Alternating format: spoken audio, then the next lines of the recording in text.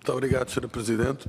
Permita-me, em primeiro lugar, cumprimentar o Sr. Professor Abel Mateus, agradecer os contributos que nos trouxe, que, de facto, é uma apresentação riquíssima, muitos temas e tem, obviamente, muitos aspectos interessantes. Desafortunadamente, nós temos aqui alguns constrangimentos de tempo e de objeto, pelo que nos vamos focar nas funções que o Sr. Professor desempenhou entre 2000 e 2008, entre 2003 e 2008, na sua atuação e, em particular, em relação aos temas abrangidos por esta Comissão Parlamentar. Sr. Professor, numa primeira questão, na audição do Sr. Engenheiro Mira Amaral, este referiu que os CAIs da EDP foram negociados e assinados em 1996 no governo do Sr. Engenheiro António Guterres. Pode-se dizer que foi a partir desse momento que a EDP passou a beneficiar de rendas garantidas? Para responder, Sr. Professor, quer ter a gentileza? Sim, isso é um facto histórico. Muito bem, muito obrigado. Sr. Professor, os CAI eram contratos reconhecidamente complexos. Sr. Deputado, mas eu permitia, acrescentava dois pontos em relação a isso. É que os CAIs foram estendidos à EDP, mas, em primeiro lugar, eu já aqui referi que CAIs deveriam ser aquilo que se chama Purchasing Power Agreements, ou seja, é Project Finance, e a EDP não estava, portanto, isto não foi para financiar investimentos futuros, portanto, é uma deturpação do conceito introduzido pelo engenheiro Mira Amaral na altura. Primeiro ponto. Segundo ponto, a base legal que nós, a posteriori, percebemos para a atribuição desses CAIs foi a Lei de Bases do Sistema Elétrico de 95, que ainda foi criado também pelo engenheiro Mira Amaral. Mas esse famoso artigo, penso que é o artigo 15, da Lei de Bases, apenas refere que os operadores que forem introduzidos no sistema vinculado poderão ser remunerados pela capacidade disponibilizada para o sistema vinculado. Portanto, eu não encontro nesse artigo nenhuma referência propriamente ao que é um CAI.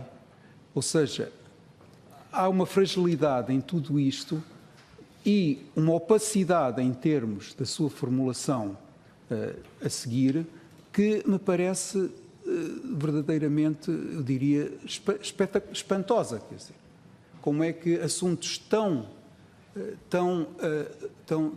com implicações tão importantes são negociados por meia dúzia de pessoas sem discussão a nível público e pelos poderes públicos. Muito obrigado. Sr. Deputado. Muito bem, muito obrigado, Sr. Professor. Os CAIs eram contratos complexos e confidenciais. O Sr. Professor teve a oportunidade de os conhecer enquanto Presidente da Autoridade da Concorrência? Não.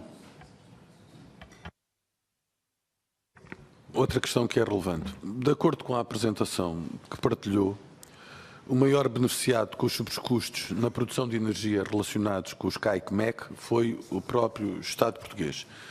Isso suscita-nos duas questões. Uma era se poderia consubstanciar esta afirmação e outra era se nos poderia ainda esclarecer como podem estas rendas dos CAI, ou pelo menos a parte excessiva, ser considerada como um imposto. Em primeiro lugar, queria retificar essa ideia de que o maior beneficiário foi o Estado. Eu não afirmo isso, eu digo que o Estado, na medida em que começou a privatizar em 1996 a EDP e até 2006 privatizou cerca de 75% do capital, poderá por essa via ter beneficiado indiretamente, na medida em que o valor dos CAIs se refletiu no valor da EDP, portanto foi adicionar ao valor de capital da empresa, poderá ter beneficiado por essa via. Mas eu disse também que a maior parte desses benefícios ocorreu depois de 2006, em que o Estado já era minoritário, 25% do capital. Portanto, não foi o Estado que beneficiou nessa parte. Aliás, às vezes é interessante, nesta comissão fazem-se afirmações, que eu vi em algumas intervenções feitas, que não se vê bem o alcance dessas afirmações. Por exemplo, foi dito aqui que, na altura, os CMECs iriam prejudicar a EDP. Estimativas que foram feitas na altura. Se vocês pensarem um pouco, verão que isto é exatamente contra aquilo que a EDP quer dizer, defende. Porque se de facto eles tinham uma estimativa de pagamentos reduzidos e depois se veio a verificar que de facto tiveram elevados pagamentos com os CMECs, quer dizer que houve aqui uma mais-valia. A quem é que a mais-valia beneficiou depois de 2006? Portanto, não foi o Estado. Ou seja, há aqui, a EDP, quando defende essas ideias, está a dar um tiro no pé, do meu ponto de vista. Muito obrigado. Sr. Professor, nas anteriores audições ficou relativamente claro que em 2004, com a necessidade de aplicar as disposições da Diretiva 2003/54 e com a criação do MIBEL, era conveniente distinguir pelo menos os CAIs da EDP. A ERSA, a Comissão Europeia e o Governo português entenderam que era devido à EDP, já maioritariamente privatizada, uma compensação pela extinção dos CAIs. Sabe qual era o valor da compensação a pagar à EDP? Não sei, apenas, como o Sr. Deputado sabe, se referia a um valor máximo de 5,4 mil milhões que podia ser compensado através, portanto, dos CMECs, mas não havia, digamos, uma estimativa. Eu desconhecia uma estimativa concreta do valor a pagar.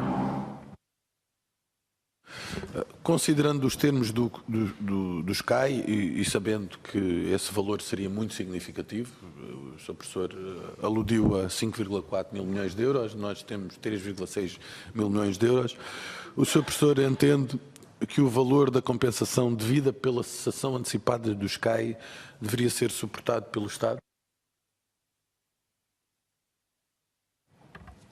Aqui há diferentes filosofias de financiamento do setor energético. Há países que utilizam mais a subsidiação via orçamento. Há outros que utilizam a subsidiação via os consumidores. Portanto, isso aí é uma opção que os diferentes governos fazem. Neste caso, portanto, o atribuir aos consumidores ou contribuintes, que é algo, para mim, relativamente equivalente. Nesses anos, o Sr. Professor recordar-se-á que a situação das finanças públicas já era muito titubeante. Inclusivamente, eu julgo que já estávamos a ser vigiados por incumprimento das metas do déficit. Será correto considerar que os CMEC não são a continuação dos CAI, mas sim um mecanismo encontrado pelo Governo de então para pagar a indenização à EDP sem recurso ao Orçamento de Estado? Isso é uma prática que nós vemos ser utilizada a partir dessa altura, nomeadamente a partir de 2005, como sabe que foi, por exemplo, através das PPPs e tudo, havia todo uma forma de gerir, digamos, a coisa pública no sentido de puxar o mais possível os custos para fora do orçamento. Portanto, não é surpreendente que isso tenha acontecido. Depreendo que se tivesse responsabilidades governativas à época, teria feito as coisas de forma radicalmente diferente. Esta questão de considerar se é um imposto ou não é imposto, que é também interessante, não é apenas a minha opinião. Já havia um parecer da Procuradoria-Geral da República em que um dos participantes desse parecer expressa exatamente essa opinião. É interessante como é que numa democracia o Estado se substitui aos consumidores sem, digamos, preocupação, como eu disse há bocado, por exemplo, de apresentar à Assembleia da República os grandes projetos e discutir esses projetos de uma forma democrática para sabermos com que custos é que os portugueses têm que suportar para atingir determinados objetivos. Sr. Professor, no parecer da ERSE de 2004, de maio de 2004, a ERSE considerou que existiam 4 situações que representavam para os consumidores de energia um sobrecusto dos CMEC face aos CAI no montante de 840 milhões de euros. Na audição do Sr. Professor Jorge Vasconcelos e do Sr. Professor Vítor Santos, quando questionados sobre a materialização destes sobrecustos previstos, concordaram que os mesmos não se teriam materializado e que essas projeções tinham sido projeções que não tinham depois tido tradução naquilo que se veio a verificar. O que é que terá levado a ERSE a elaborar um parecer tão crítico, na altura foi até referido como um parecer que arrasou os CMEC, sendo que 10 anos depois se confirmou que nenhum dos sobrecustos identificados e quantificados se verificaram efetivamente? É que estamos a falar aqui num desvio de 800 milhões de euros, pelo menos.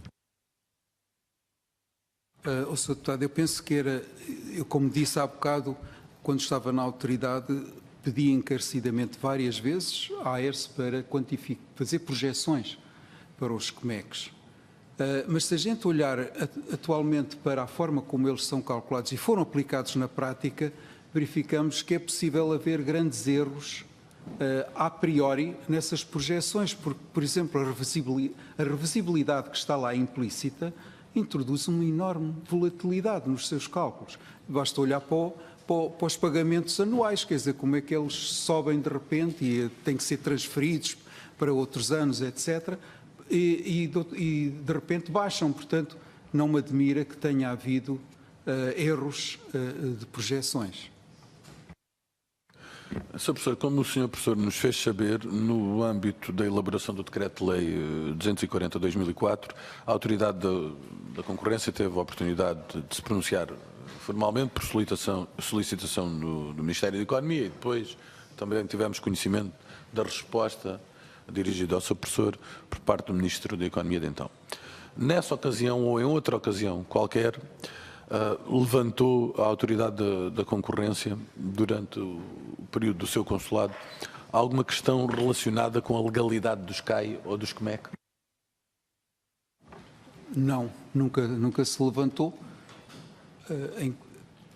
Pode perguntar porquê. Primeiro porque, mais uma vez, falta de especialistas que fizessem uma análise mais aprofundada sobre o assunto.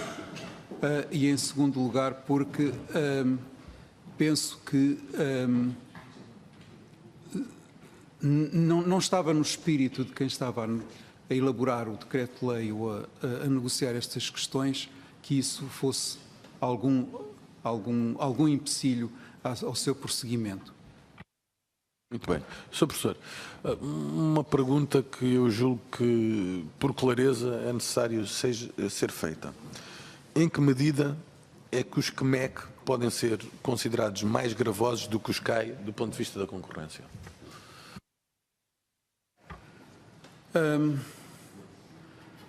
Eu penso que, do ponto de vista da concorrência, para além de os CMECs terem continuado uma forma de remunerar um mercado que permite, que assegura uma margem fixa independentemente das condições e com taxas de rentabilidade que hoje sabemos da ordem dos 14%. Quem é que consegue 14% hoje? Impressionante.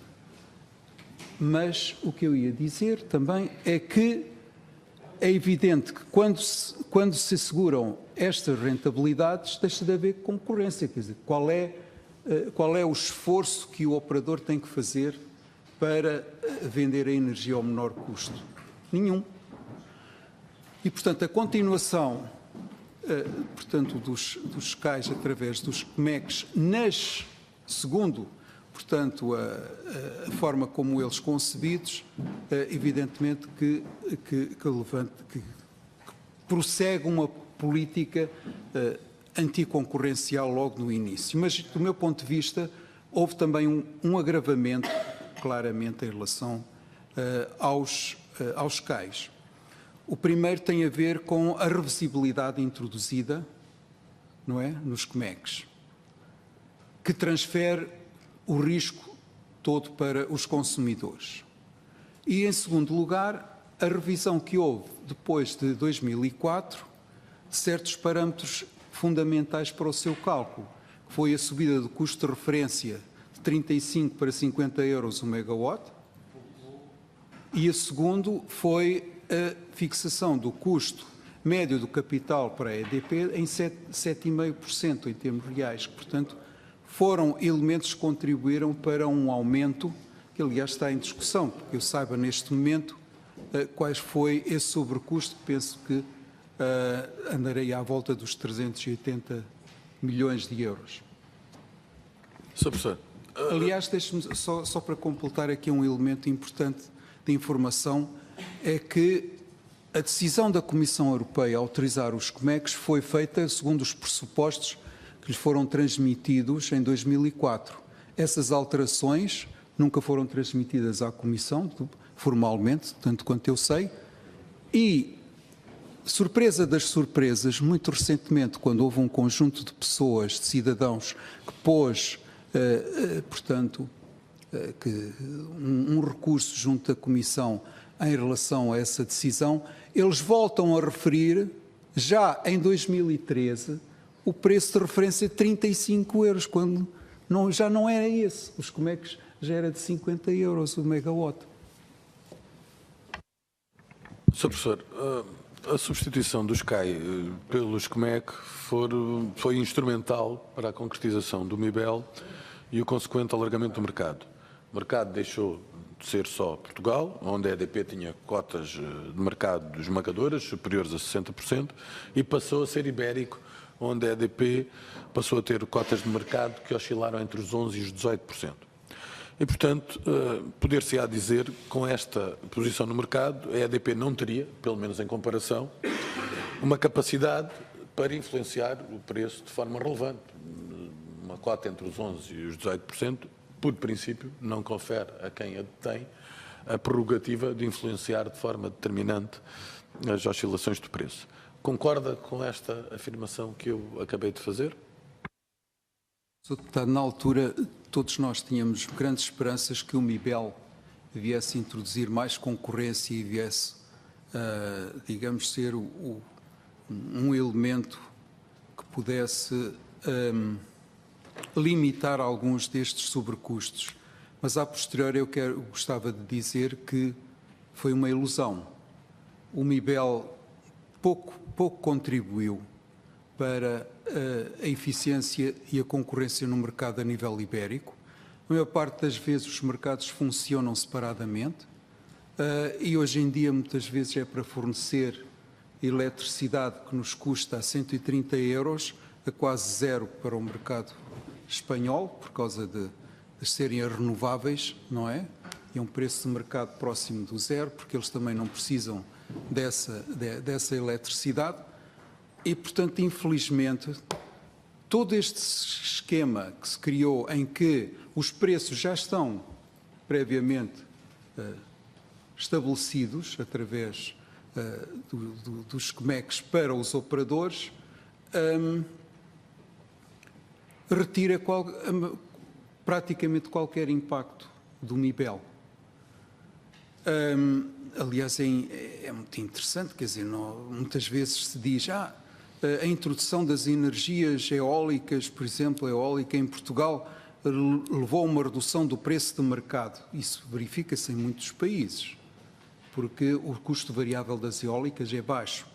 Mas o problema é que, para o consumidor, isso não tem qualquer interesse, porque ele vai pagar o preço contratado, não é? E previamente definido para as eólicas.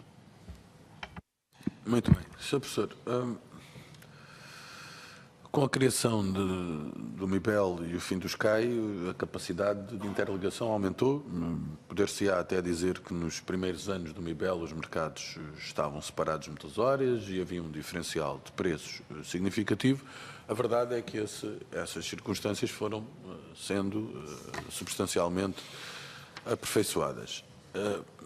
Pode-se dizer, e julgo que isto são factos relativamente reconhecidos, que hoje em dia o preço é o mesmo tipicamente em mais de 90% das horas, e quando o preço é diferente, as diferenças entre Portugal e Espanha são tipicamente muito reduzidas e muitas vezes até a favor de Portugal. E, portanto, se aceitarmos que isto são evidências, e eu não tenho a certeza se o Sr. Professor as aceita, isso quereria dizer que essas reservas manifestadas pela Autoridade da Concorrência Particular, pelo Sr. Professor, não se concretizaram, pelo menos nos termos estimados. Posso considerar assim? Eu volto a referir o que disse há bocado, é que se nós olharmos para a evolução dos preços no mercado, pagos pelos consumidores, não vemos qualquer redução nem qualquer efeito do MIBEL. O MIBEL poderá ter algum interesse se nós pensássemos de como é que o mercado funcionaria se não houvesse essa subsidiação.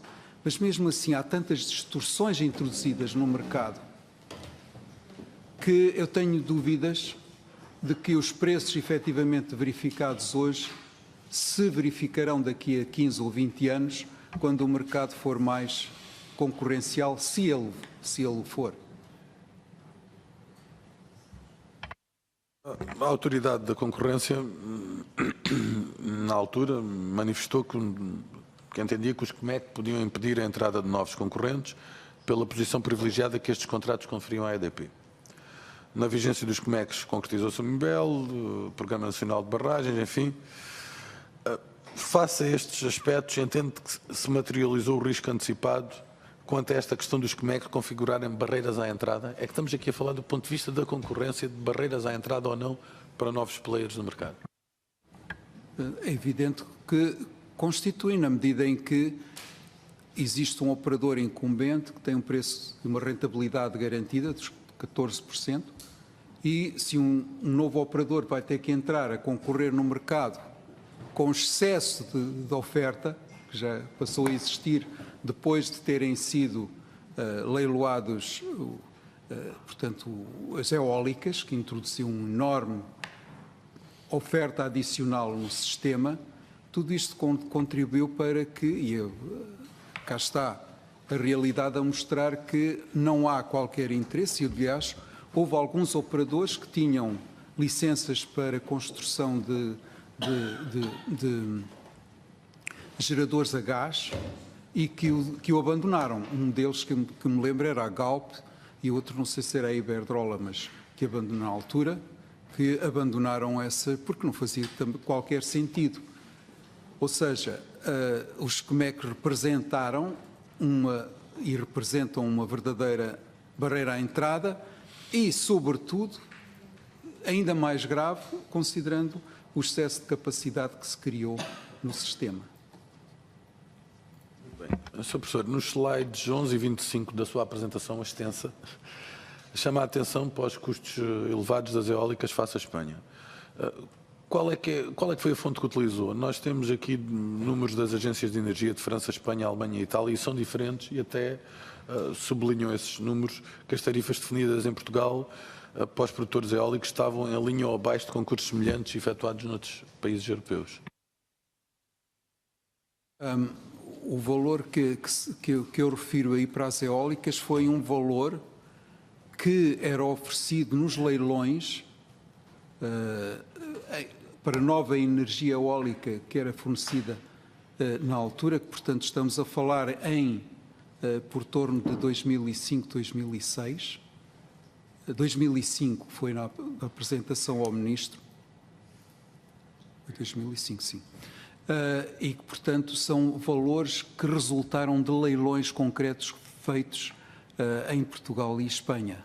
Portanto, não são valores estatísticos que resultam da remuneração concreta média do mercado. Mas isso serão alguns leilões, não serão todos. E, portanto, porventura, retirar uma avaliação global dessa circunstância, não tendo todos os dados, pode significar alguma alteração na apreciação que se possa fazer. Concluíste. Tá.